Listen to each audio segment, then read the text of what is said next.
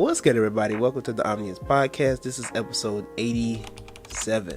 I don't really have a title for this podcast yet, but we're gonna find one as we go along the way. I think I might title it that Black people don't value marriage. Goodness gracious, that's gonna be egregious. But I have my notes here, and I have a lot of outlines here concerning the basis of this topic.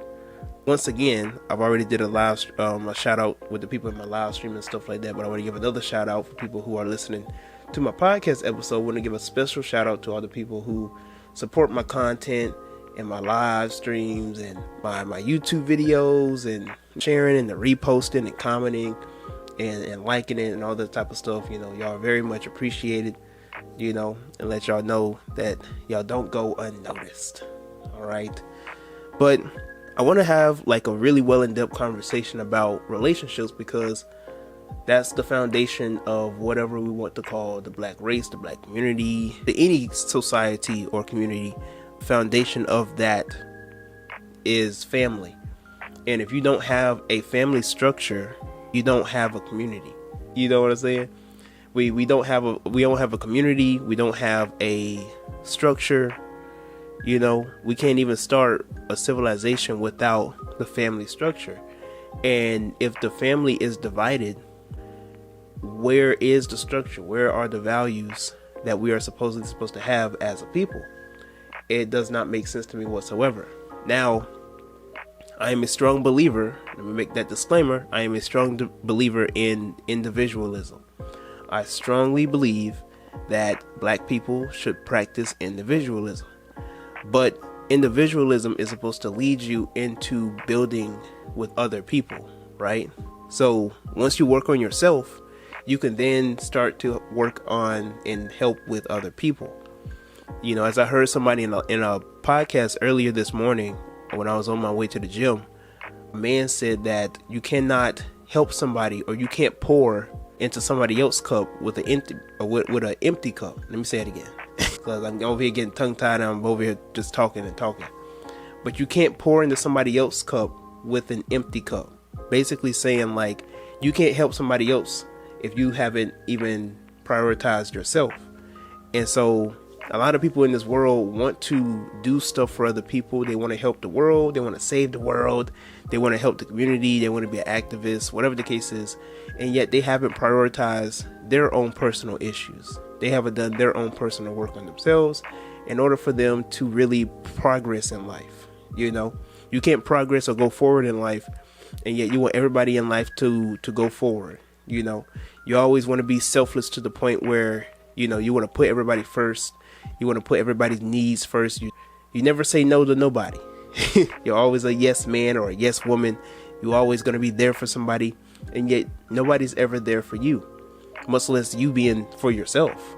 You know, you're never even there for yourself. So, you know, you over here giving and giving. And then what happens? You get drained. You know, you get depressed and all this little type of stuff, and anxiety, and, you know, your low self-esteem just plummets. And you just sitting here like, dang, I really feel like I ain't shit. Like, I feel like I'd be putting in all this work and I don't get nothing back. It's because you haven't put enough work into yourself. You know, you haven't put enough work or value into what you do as an individual in your personal journey. And so once you start to process more into what you do as a person, what you do as an individual, then you can set that example to other people. You can cast forth that light. Other people are going to follow. They're going to see whatever you bring to the table. They're going to add more to the table. And this is a birthday live stream or podcast. I am on live for people who are listening to this on the podcast and stuff like that. And I do highly appreciate everybody who be saying happy birthday and everything of that nature. Whoever sent the Bible verse in the comments, you know, we take everybody here for their own belief system and who they are and stuff like that. Me being omniist, I am willing to see all different perspectives of spirituality. All right, just don't come up my alley telling me I need to submit to your God. that's beyond me. That's truly beyond me. But we could savor that conversation about religion and Christianity for another time, for another day. All right. Yes, I guess this is pretty much a new year for me. I guess this is my personal New Year's. Going from 24 to 25. But let's get into it. Let's get into the conversation at hand. All right.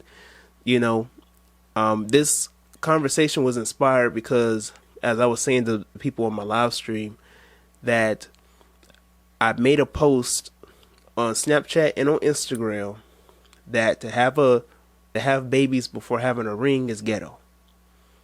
To me, and let me just give some background on that. I was raised up in a 2-parent household. My parents were married in 1994. They had me in 1999. My parents were raised up in 2-parent households. All right. Now, on my dad's side, my grandmother and my grandfather, they got married the second time. They were both in previous marriages. And then I think one of them, their husband or wife, one of their spouses deceased, and then they got married a second time. And then the other one, they got a divorce, and then they found each other. Both had kids from previous marriages. They got married. And then they had my father, who is a twin, and then my Uncle Jay. Dad has a big family. My mom has a big family as well, because my grandmother, which is her mother, is the eldest child of 9. So I have a big family. Anyways, my grandmother also was raised up in a 2-parent household, as well as my dad's parents. They were raised up in 2-parent households. So this is something in my personal lineage that is common. And everybody can't, speak for that. Everybody can't say that they have this common, factor in their lineage or in their bloodline. And that's something that I want to carry down. I don't want to have kids outside of marriage. I think it's ghetto. And this is no disrespect to anybody who have kids outside of marriage or out of wedlock, or, people who have kids outside of having a ring, or you've been divorced, or whatever the case is. I'm speaking for me. Personally, I think it's ghetto. I don't think it's constructive. I don't think it's beneficial for me to have kids and I didn't put a ring on it. Because why would I be... Here's the thing. When you have kids with somebody, it's you and that person for life. It's you and that person for life. You can run away from that person all you want. You can be absent from that person's life all you want. But you're always going to be connected with that person for life, because now you have a baby. So if you're always going to be connected with that person as it is, why not be committed to that person all the way? Why not solidify the relationship with the ring? Why not let the world know, let your family know, let the community know, let the society know that you are in it to win it with this person. You are in it to win it for the long run, with this person. But for some reason, a lot of us have excuses for why we don't want to commit ourselves in that type of relationship. Now, granted, I'm at a certain time, 25 was old to me. But 25 is still young. I'm still learning different things. I still got a lot to learn. I don't really see myself at this age getting married. You know what I'm saying? But at the same time, I am open to it. You see what I'm saying? So when it comes to the whole topic in relationship, or the whole topic about, being in a relationship and then going further into marriage, I am open to that, because that's my background. That's where I came from. I come from a 2-parent household. My parents came from a 2-parent household. And there's a pattern in my lineage where they get married, then they have kids. And I think that's constructive. Because why would you want to have kids with somebody and y'all don't have a house together yet? Y'all haven't built anything yet. Y'all haven't, you just out here popping babies. Like, there are black people out here who are just popping babies to pop babies. You're not supposed to pop babies just to pop babies. That's ghetto. That's extremely ghetto. You're supposed to plan to have kids. You plan to have kids. You don't just be popping babies just because you want to have a baby. You plan to have kids so that you can pass down generational wealth. You can pass down values, traditions, and continue your lineage. But people are out here having babies with people. They don't even know their demons. They don't know their background, their history, their trauma. And you passing on their trauma. You passing on their curses. You wondering why your child's so bad. Why he always acting up. Why he can't ever act right. And you never did a rundown or a background check on the person that you wanted to have a baby with. Or the person that you had a baby with. It's beyond me. So why you want to be out here popping babies, and yet you don't even want to build a foundational relationship? I hear women talk about how they want to have a baby. I don't understand this for the life of me. But I hear women talk about, I want a baby. I hear some women say, like, I want a baby.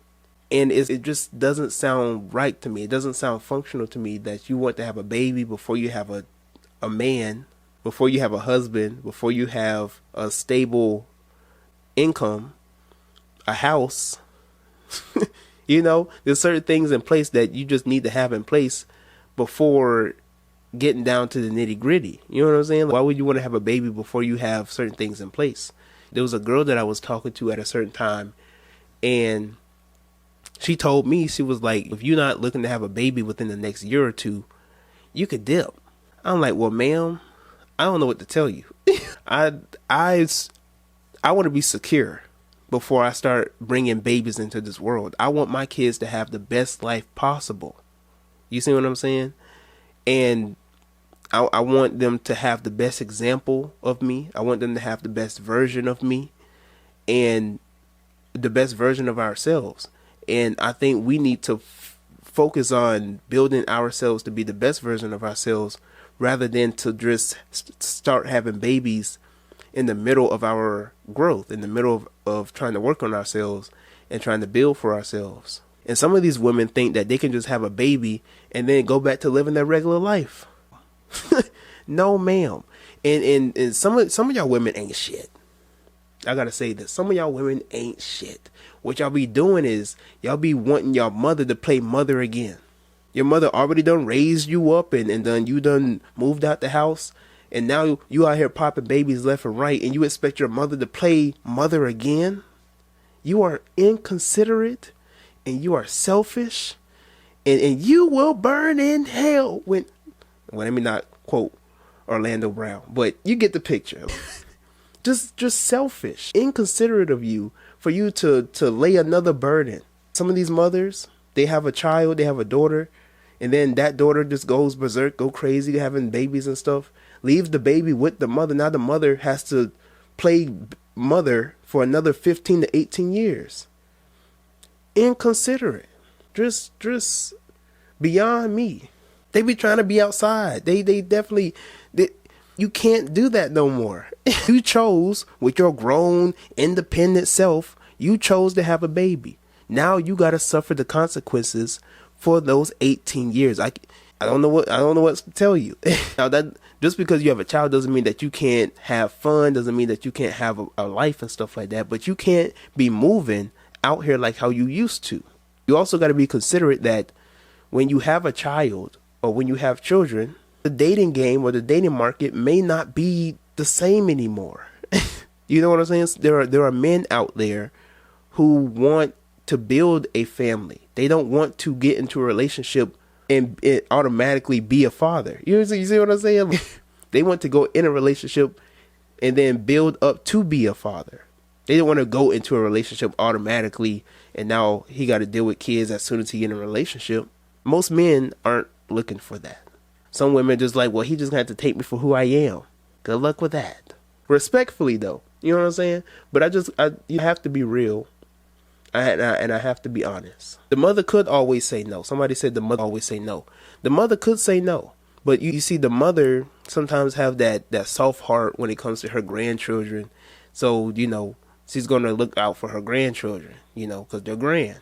And, you know, it's unfortunate. But like some grandmothers, you know what I'm saying? Like, I know some grandparents, like, you know, across the street from me. And, you know, they playing parent all over again. They picking up the kids from elementary school. They dropping them off to after school programs and everything like that. And it's unfortunate, but they have children or a daughter. They have a daughter or a couple of daughters, a couple of children who are just irresponsible, and they just drop the babies off to their grandparents' house, and now the grandparents out here raising kids all over again. They did it with one of my one of my childhood friends that I grew up with from elementary school all the way up to high school, because his mother is the daughter of, the elders that live across the street from me. They did it with my childhood friend. Now they're doing it a second time all over again, going to elementary school, and that's just irresponsible. And I was telling somebody in the comment section, like, I will have failed as a father to have my children be out here popping babies, out here having, getting divorces left and right, or having irresponsible, unconstructive, is that even a word I could use right now? Like, just weak relationships that just don't hold any weight whatsoever. You over here having flings left and right, and you just not really being considerate of your future. And you thinking, oh, I got a backup plan. My parents gonna be, they gonna hold it down. I just don't want to live that type of life. I refuse to put that burden on my family. And if I know my parents ain't going for that. My parents are not going for that. They're not going to be trying to play parent for a second time. Because I was raised better, and I know better. And that's why I have the values and the mindset that I have today. I refuse. I will not put that burden on my family, on my mother and father, because I decided to have a child. I decided to not pull out. We'll just say, like, it was just hypothetically, if I was to get up in a woman, and we're not married, and we somehow have a baby, I'm responsible for that child, not my parents. I'm gonna drop the kids off to my parents for a whole month or so, while I'm over here trying to live my best life, while I'm trying to stack the money up. I should have thought about that before I was out here going crazy. You know what I'm saying? Yeah, some people be lucky if they even still have their parents, But that's just me personally. Like, and I think a lot of us need to be really very considerate. A lot of us, we were raised up on trauma, and we don't value marriage because we weren't raised up in a family household that valued marriage. When I tell you, I would go to family reunions and everybody's married to somebody. I was raised up around a family-oriented family. So my values and the way that I see things from a family perspective is because of how I was raised. And I want that for my kids because I want the best for my kids. But you're so inconsiderate that you don't even consider how would your kids look at you if you're having babies and you're not even married. Did you ever think of that? How would your son or your daughter see you if they go to school and Amber and Ashley and Connor and Josh, their mother and father going to the PTA meetings and the fall festivals? Here you go, going to your fall festival. Where's your daddy at?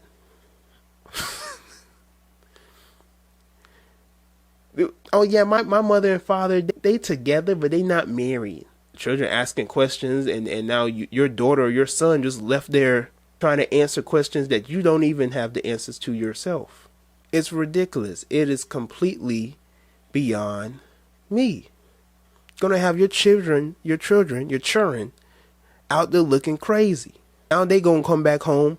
Mommy, why aren't you married to daddy? Daddy, why aren't you married to mommy? And they're gonna see how ghetto your relationship is. Now because you have these values of you don't want to get married. Now your children are gonna be worse off. Now you passing down generational curses. All this could have been resolved with you finding the right person and getting married to the right person. Because yes, marriage doesn't always, marriage isn't what solidifies a relationship. Marriage isn't, doesn't make a relationship all grand. So yes, let me reiterate. Marrying the right person, finding the right person, and then marrying the right person. Let me make that clear because there were some people in my comment section saying like, marriage doesn't just mean that the relationship is going to be a good relationship. You got to break stuff down for the Negroids. You got to break it down for the Negroids. You know what I'm saying? Anyways, and yeah, it's more to life than just babies. Like, you want to get to a place, and this is how I see, like, when it comes to relationships. Like, when I was telling you about earlier about the woman that I was talking to, like, I personally want to live my life with you. You know what I'm saying? Like, I want to find the right person. I want to build with that person, be committed to that person, and then we live our life together before we think about, you know what I'm saying, expanding the family, expanding the roster or our group or our village. You want to start having a village off rip because you done personally lived your whole life. And kudos to you. You know what I'm saying? There are people who are just different that way. That's just how they roll. I don't sway that way. That's just not me. I want to build with you. I want to get to know you better. I want to have a personal relationship with you. And then I want us to live our best life for a good 1 to 2 years after getting married before we even think about having kids. You want to have kids off the back, like my grandparents. Right off the back, as soon as they got married, they had my Uncle Terry. I think they was just a couple of freaks. I think that's what happened. I think that's why my granddad was like, I ain't pulling out. I am not pulling out. But some people, I don't think they just think long term on having kids. They think it's just a walk in the park. I don't even, you know what I'm saying? I don't even have people. I mean, I have a couple of people in my circle that have kids and stuff like that. But like on a grand spectrum, on a personal level, like I can't put myself through that. You know what I'm saying? I be seeing some of the women and how they be talking about they baby daddy on Snapchat. No. I be seeing the ghetto out here. And like there are people in my comment section swear up and down this is something more functional. This is more stable. Like, you know how messed up we gotta be to try and advocate for a fling than a marriage? Where have we gone as a people? You think it sounds better to your family that you've been with your boyfriend or girlfriend for 10 years rather than to say I've been married to this person for 10 years? What? Goddess. You claim you Osiris, but Osiris was married. You claim you Haru. Haru was married. You claim you Ogun, you Oya, you Oshun, you Aphrodite. They were all married. What are we doing here? This don't make no type of sense to me whatsoever. It doesn't make sense. It's completely and it is truly beyond me. All right. I'm gonna read some of the comments real quick, so we just bear with me for the people who listen to my podcast. Somebody says, in ups and downs, creation with one another, even if it isn't documented marriage, make it ceremonial. Promise to love, grow, and build with the person you are creating experience in life with. And I agree. I agree that marriage is more than just something being documented or being something on paper. At the same time, though, if we look at it from a societal and a community perspective, signing that paper, making that commitment, having that ceremony establishes that relationship on far greater terms than what we might even deem or make it out to be, more than what we can ever realize. The benefits financially, even economically, from having a marriage license and signing that paper, every family, or I should say every other civilization or every other community understands that. They understand it and they practice it. And that's why, because they respect the family household or the family values or the family standard, that's why they continue to prosper and grow, whether it's the Asian community, whether it's the Hispanic community, so on and so forth, because they value family structure. We think to not value family structure is functional and then wonder why we have so much dysfunction. That is ass backwards. How are we not going to value family structure and then wonder why are we being represented so negatively? That's something that always makes me laugh. When I see black people complaining about how there are negative stereotypes about them in social media or on the television screen or in movies.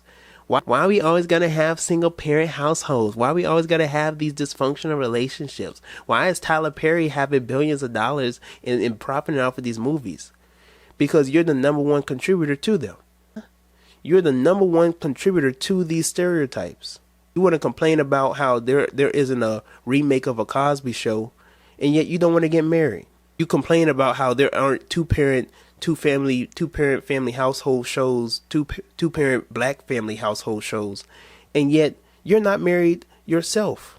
You got divorced. And I'm not judging anybody who got divorced. Everybody has their different situations and everything like that, but let's deal with reality. You can look back at your relationship, and who's to say? I may not have what to say because you're just a young boy, you're a young bull, you don't know what it's like out here. I'll give you that. But if common sense is as common as I think it is commonly, I would just like to think that in your grown age, when it comes to a relationship, the way I see it is like you meet somebody. My granddad was like, I ain't pulling out. I am not pulling out. But some people, I don't think they just think long term on having kids. They think it's just a walk in the park. I don't even, you know what I'm saying? I don't even have people. I mean, I have a couple of people in my circle that have kids and stuff like that. But like on a grand spectrum, on a personal level, like I can't put myself through that. You know what I'm saying? I be seeing some of the women and how they be talking about they baby daddy on Snapchat. No, I be seeing the ghetto out here. And like there are people in my comment section swear up and down this is something more functional. This is more stable. Like, you know how messed up we gotta be to try and advocate for a fling than a marriage? Where have we gone as a people? You think it sounds better to your family that you've been with your boyfriend or girlfriend for 10 years rather than to say I've been married to this person for 10 years? What? Goddess. You claim you Osiris, but Osiris was married. You claim you Haru was married. You claim you Ogun, you Oya, you Oshun, you Aphrodite. They were all married. What are we doing here? This don't make no type of sense to me whatsoever. It doesn't make sense. It's completely and it is truly beyond me. All right. I'm gonna read some of the comments real quick, so we just bear with me for the people who listen to my podcast. Somebody says, in ups and downs, creation with one another, even if it isn't documented marriage, make it ceremonial. Promise to love, grow, and build with the person you are creating experience in life with. And I agree. I agree that marriage is more than just something being documented or being something on paper. At the same time, though, if we look at it from a societal and a community perspective, signing that paper, making that commitment, having that ceremony establishes that relationship on far greater terms than what we might even deem or make it out to be, more than what we can ever realize. The benefits financially, even economically, from having a marriage license and signing that paper, every family, or I should say every other civilization or every other community understands that. They understand it and they practice it. And that's why, because they respect the family household or the family values or the family standard, that's why they continue to prosper and grow, whether it's the Asian community, whether it's the Hispanic community, so on and so forth, because they value family structure. We think to not value family structure is functional and then wonder why we have so much dysfunction. That is ass backwards.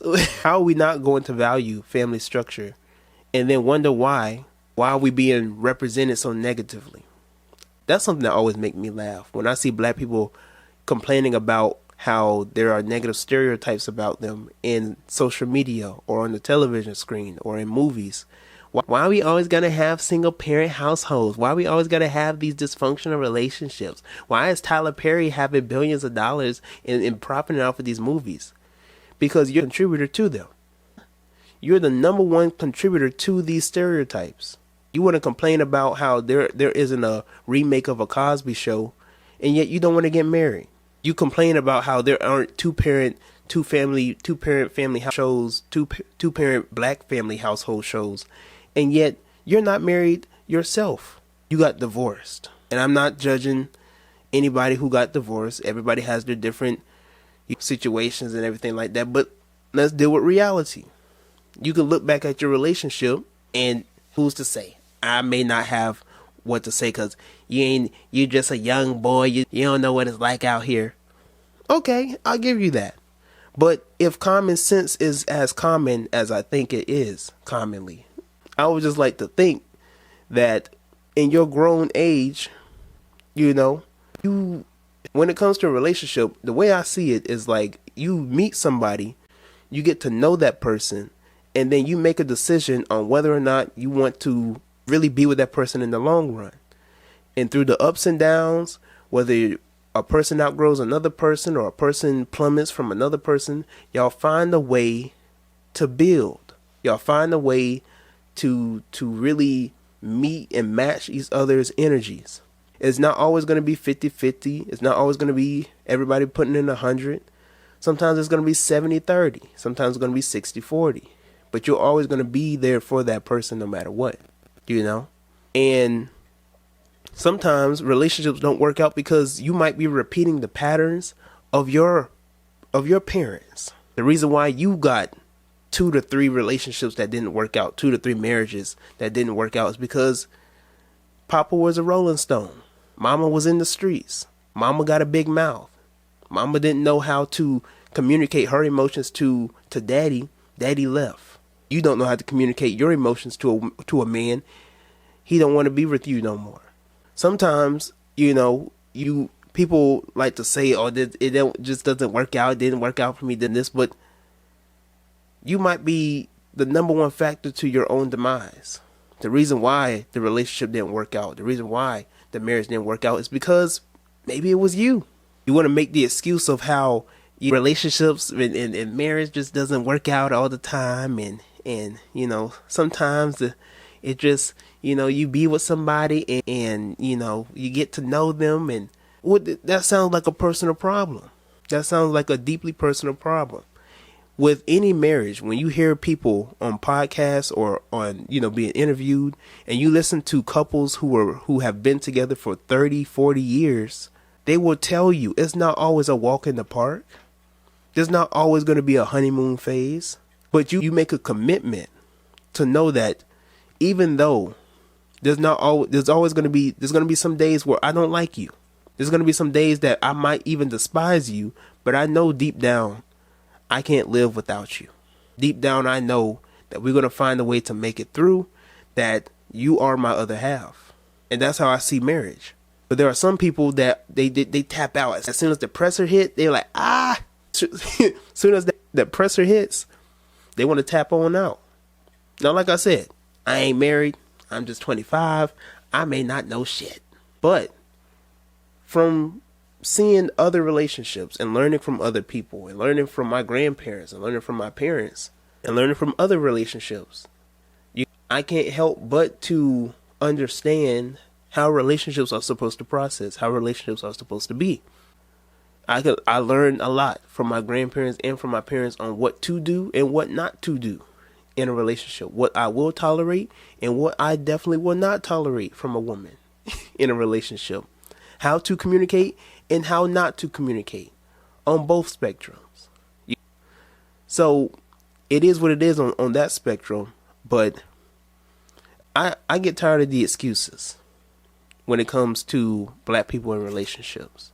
I truly do.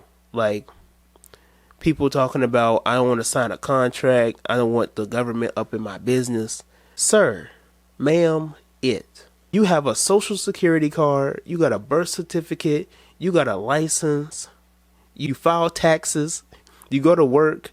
You drew the line at signing a piece of paper to solidify your marriage. I don't have no words for that. That's just completely beyond me. You making excuses. Some people, they get married and they miserable. Well, some people get married and they live happily ever after. Why you all focusing on the negative? Why you always focused on the negative? And that be some of your problems. Always talking about you can manifest whatever you want into the universe and reprogram your subconscious mind. Have you took a look in the mirror, sir, ma'am, Have you took the chance to look in the mirror and reflect on your own personal thoughts? I had a girl tell me earlier today, I can't stand men. I hate men. And then complaining about why she can't find love. Huh? You just said out your mouth, I hate men. I can't stand men. And then in the same breath complaining about finding love. That don't make sense to me. You can't be out here talking trash about men. Same thing with the fellas. You can't be out here talking trash about women and then complaining about why your relationships don't last. You just said out your mouth how you feel about the person you're trying to get in relationships with. If you say that you have a disdain, you despise and you hate the person you're trying to get in a relationship with, of course it's not going to last. Of course it's always going to fall apart. Because instead of you replacing I hate with I love, the end result is hate. The end result is destruction. So how about, ma'am, how about we change that to I love men. I value men. I value good men. I attract good men in my life. How about we change the vocabulary? How about we change the frequency? And then we can see what the end result might be. I'm reading a book called The Power of the Subconscious Mind. And in the book, it tells you that whatever you think on a 24/7 basis is who you are, is what you manifest in this world. In the Bible, it even tells you that as a man thinketh, so shall he be. So how are you out here talking trash about men, talking about men can't do this and men can't do that, and then you're expecting the opposite? How about you reprogram your subconscious mind, reprogram how you see men, reprogram how you see yourself? Because to say that you even hate and despise men can only reflect how you see yourself. Because for you to say that you're never going to get in a relationship, you can't find a good person, is to say that I'm not deserving of that. That's what that means. To say that I can't find a good man, there ain't any good man out here for me, I'm just going to live alone and single by myself. That you are vividly saying to the universe, I don't deserve to be happy. And I just refuse to live that way. Before something negative comes out your mouth, really think on the stuff that you're saying. Your words not only hold power, but the frequency and the power that you put behind words hold power. It's more than just words. People think that when you use words, that the word alone is power. No, the frequency and the power that you put behind words hold power. That's why that's why the things that you think is so powerful. Because it's your power. It's what you're putting into the world. It's what you're putting into the universe. Your thought process is so powerful that it can even change the algorithm on your social media. You ever be thinking about ways to grow financially, and all of a sudden the article pops up about financial growth? So how much more are you really applying or affecting your life with your negative thoughts? I'm just saying. I don't mean to get a little preachy. All right, I'm saying I don't mean to get a little preachy on my birthday, but something's got to give. You know what I'm saying? Like we're gonna have to start putting two to two together. We over here we talking about trying to build and rebuild the black family. We don't even want to get married. Some of y'all are focused on the wrong stuff. Some of y'all focused on trying to practice poly. Y'all haven't even mastered being with a woman. Negro, why would you even want to get with two? You can't even focus on being committed to one woman. Why you focus on trying to get with 3 to 4 at the same time? That don't make sense. That's not clicking to me. And I'm seeing people who are supposedly occultic and spiritual telling me I'm in the wrong. I'm upside down. I sound like a Christian because I'm talking about marriage and having values. The whole point of you being occultic and spiritual and enforcing this liberation that you learned from the left-hand path is so that you can then walk the narrow path and balance out the left and the right, the light and the dark, to then establish your own values as God, as generator, operator, and director of your life. You don't become occultic or spiritual to just go off and play in traffic. That's not how that works. And if that's what you get from learning occult knowledge, you're not really in it. Because when you study the occult, you learn the Hermetic laws, the law of cause and effect, the law of correspondence, the law of mentalism. You know what I'm saying? You learn different laws, the law of gender. You learn these different laws because there are things that are established in this world where it's just not all fine and daisy. There are some things that you really have to apply yourself to in order for you to advance and elevate in this world. Another thing that I have an issue with is like occult people, when they start studying Gnosticism, they start thinking this world is a trap. This world is a prison. That's such a sad way to look at life. To think that this world is an illusion to the point where you don't even enjoy life. You run with something that Bobby Hemmett said, and because Bobby Hemmett said we shouldn't even be wanting to wake up early in the morning. Like, who want to wake up every day? You wake up in the morning, and you ain't even understanding the general message behind that. You run with that and you become a nihilist, and you think there's no purpose or meaning to life whatsoever. That's not true spirituality. And you will become miserable in this life, and you will become enslaved to your own desires and your own beast self. But you thinking you so high and mighty because you know a little bit of information, but you're enslaved to your own ego. Because now you don't want to take the risk to do anything. You don't want to grow. You don't want to elevate. You don't want to develop yourself, on this physical realm, because you think this world is a trap. This world is a prison. It's a prison. My body, this vessel, is a prison. And in this world is an illusion. The world is what you make it out to be. Y'all know that song by Nas, whose world is this? The world is yours. Whose world is this? The world is yours. Mine is mine. Whose world is this? The world is not a prison. Your body is not a prison. It's a temple. God dang it. Your body is holy. The most beautiful temples and sanctuaries that have been built in this world were replicated by the body. Everything from technology, from the instruments that we use, were influenced by the anatomy of the body. What are you talking about? Your body's a prison. Your body is so beautiful. The way that your body works, scientists are still trying to figure out how the body works.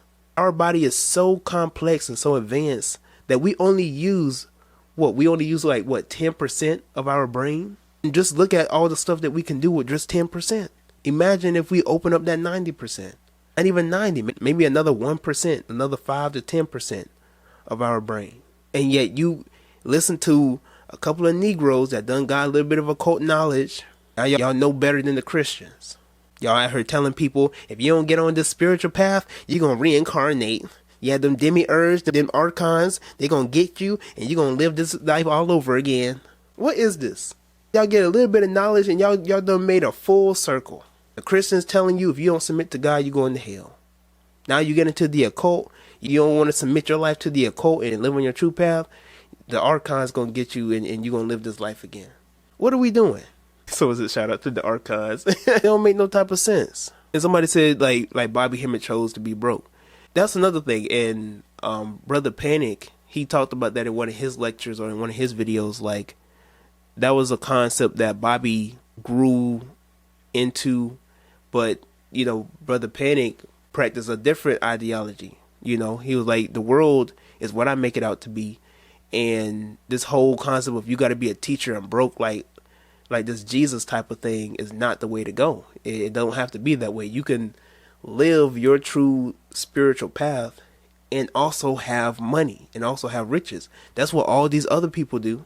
You know how many Caucasians that I listen to on an everyday basis that have mastered these spiritual ideologies? Thank you, Unc. How many spiritual Caucasians? How many Caucasian people that I listen to that have practiced and mastered these spiritual concepts, and they out here in these suit and ties, and they got hundreds of sets of spiritual information from just books stacked on stack, all type of knowledge and information. They have mastered the subconscious mind. They have mastered controlling their own subconscious mind to manifest their own reality. And here we are, we the stupid Negro. I don't want to listen to no white person because I want to listen to my own people. I'm so glad that I grew out of being pro-black. I don't want to listen to no white person because, I want to listen to my own people. Why would you limit yourself to knowledge? If anything, I'm trying to get my hands on the quickest load of information that I possibly can to elevate. And if they got the information, I'm a goddamn run to the information and utilize it to my advantage. It don't make no type of sense whatsoever. You want to be content being broke and looking like a joke because you don't want to. I don't want to read Think and Grow Rich because that was made by a white man. I'm gonna just listen to Claude Anderson. And Claude Anderson is, don't get me wrong, Claude Anderson is a very intelligent black man. He knows his stuff when it comes to the economics and stuff like that. Don't get it twisted. But on the other hand, if you just listen to Claude Anderson, you're going to feed into a concept where you think that you're at the bottom. And I'm not saying that what Claude Anderson talks about is unrealistic, but what I'm saying is that what Claude Anderson talks about strictly and individually will not help you develop and grow spiritually. He deals with stuff strictly economically and financially when it comes to black people on a physical and mundane basis. Whereas somebody like Napoleon Hill or somebody like Godard Neville talk about the spiritual concept of how you can, whatever mind or whatever thought process that you can put into your mind, however you see yourself, you can manifest that into your own reality. How the physical plane and your physical or your personal circumstances don't identify you. That's a whole different spectrum. That's a new language when it comes to some of these Negroes. That's a new language, but they won't teach you that. If you continue to listen to people like Dr. Umar and so on and so forth, and Dr. Umar is like I said, intelligent black man. I'm not downplaying any of the people that I'm naming, but if you just strictly listen to these type of people, you're gonna stay in this mindset of this victim mentality of everybody's ruling over us, ain't really no hope for us, but we still gonna keep striving and struggling. When you can really step out of that comfort zone and understand that you are God manifested in a body. And once you continue to grasp that in your mind and program that in your subconscious mind, you can have whatever your soul heart desires. Literally. And I'm still trying to process that on an everyday basis as well. You know, but it's day by day, it's step by step. But once you come to an understanding of who you are and you begin to slowly develop that consciousness and that identity, you'll get there. You know what I'm saying? Everything takes time, but it's better for you to process this mentality and this mindset of you knowing who you are and wanting to manifest your own type of reality than to continue to play this victim of, I'm just black, I'm marginalized, the man got me, the system ain't never gonna let me grow as a person, as a black person. You ain't gonna go nowhere with that. That's beyond me. So, in conclusion, it's time for us to heal. It's time for us to heal. That's what it's time for us to do. What do I think about heaven and hell? Heaven and hell are conditions of the human body. The human mind, but also the human body.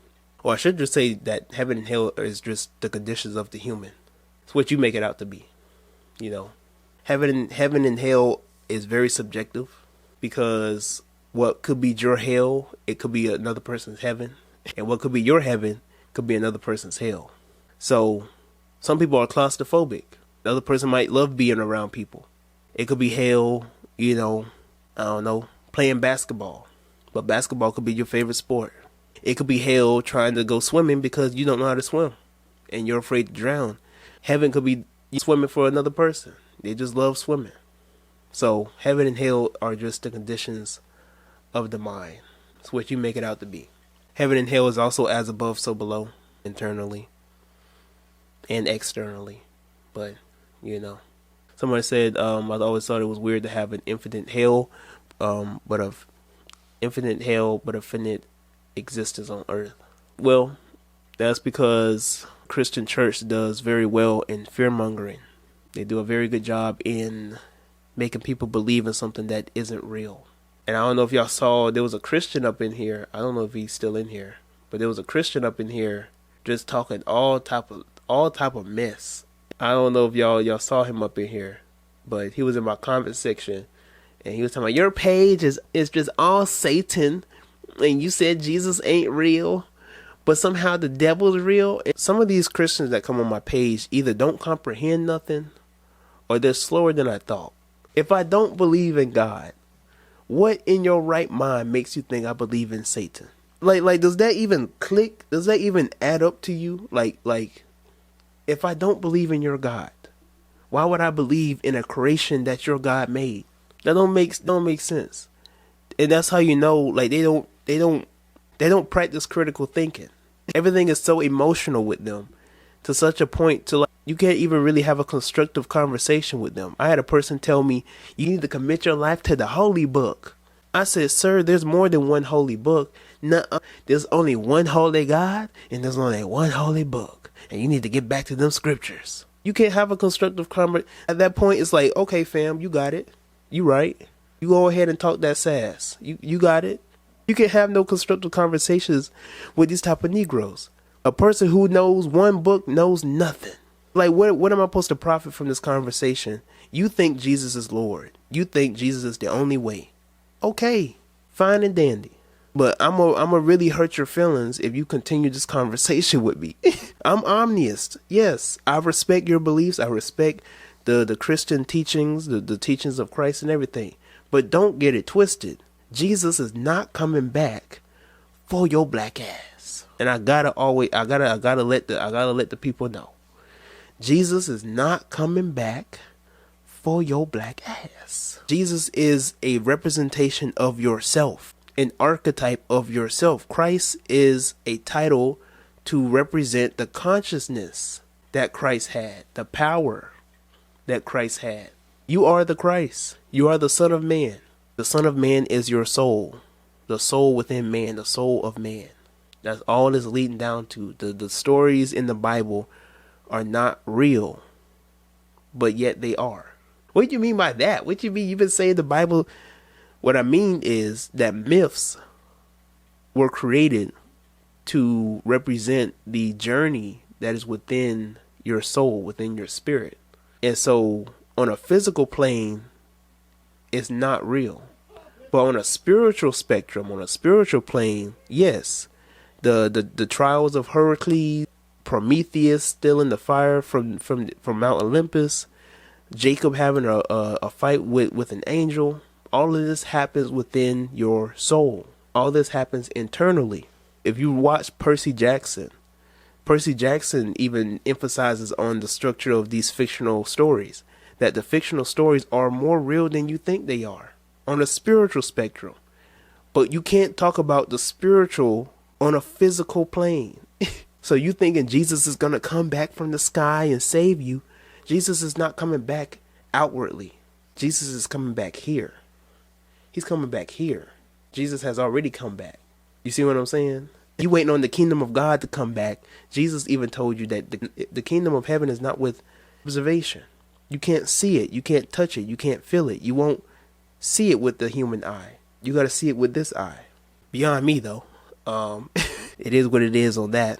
But to conclude this conversation, because like I said, I don't want to take any more of y'all time and stuff like that, you know, and I got to spend the rest of my birthday hours and stuff like that. But, you know, when it comes to marriage and relationships, of course, marriage doesn't guarantee happiness, but nothing really in life guarantees happiness. You know, you're always going to have to take a risk on something in order for you to get something.